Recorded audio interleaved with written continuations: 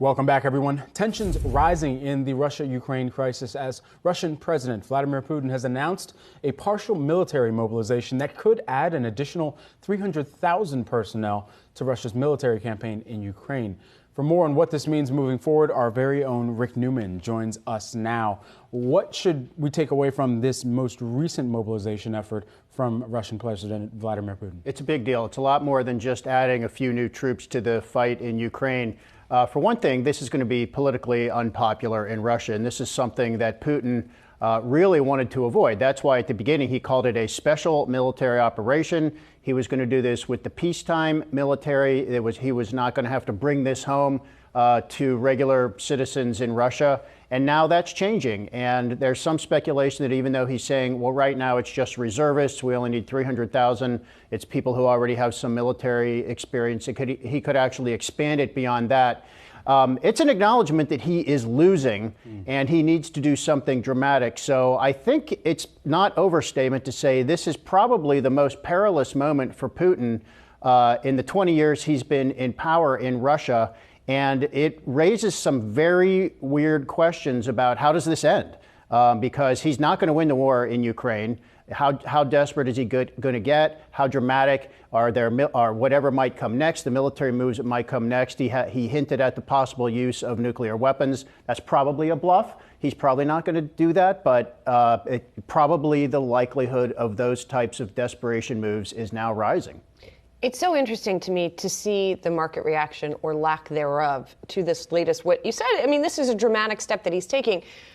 And maybe the takeaway is that it doesn't change the eventual calculus for the outcome of the war. Perhaps it just changes Russia's calculus and Putin's calculus here. I thought it was also interesting. I was seeing reports this morning of plane tickets out of Moscow being booked. People are trying to flee so that they won't be conscripted, which also tells you something about how this is being received. Yeah, and plane tickets now to places like Georgia or the UAE are now, if you can get a ticket, it's like between $2,000 and $4,000. That tells you interesting supply and demand dynamic there. This affects markets relatively directly through energy. Right. And markets have been figuring this out since Russia invaded back on February 24th. And markets are going to have to continue to figure it out. So, I mean, is further turmoil in the energy markets priced in right now? It's maybe not, because there are some energy analysts who think that we are going to see Russian oil supplies coming off the market as this gets worse over the winter. There's supposed to be a European boycott of most oil purchases from Russia that goes into effect in December. That does not appear to be priced into the market in terms of energy prices right now, because that probably would take some Russian supply off the market. And the oil market is tight right now. So you lose any supply, prices are going to go up. I think markets don't think Europe is actually going to go through with that boycott. So that is something to watch for sure. And then we've got the whole situation with natural gas in Europe, which people should know does affect natural gas here, because we are now exporting as much natural gas to Europe and other places as we have capacity to export. And natural gas prices here are up as well, not by nearly as much as they are in Europe, thank God.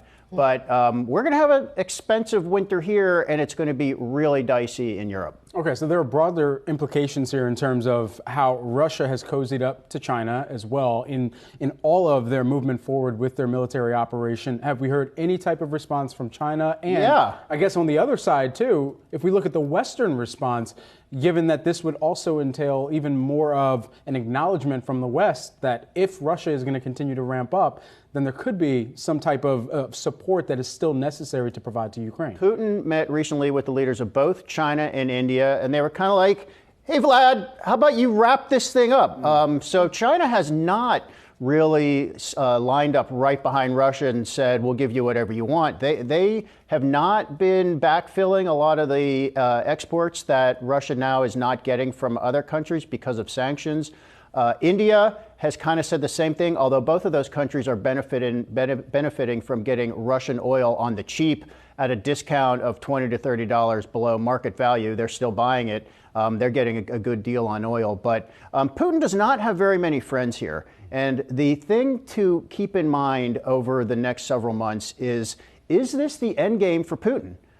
So if there are going to be internal challenges to his rule in Russia. It is going to come through the types of dynamics we are now starting to see with he's losing the war, he's mobilizing, so he has to bring the war home to Russia. People are trying to get out of Russia, so that they don't get conscripted. So is it possible that this could build into something that means Putin's downfall? I mean, it's probably not likely today, but we're closer to that, I think, than any time we've been over the last 20 years. So watch what happens. Yeah, definitely. And I imagine we can also watch what happens with President Xi, for example, to see if he sort of pulls back further from his support. All right. Thanks, Rick. Thanks, guys. Appreciate it.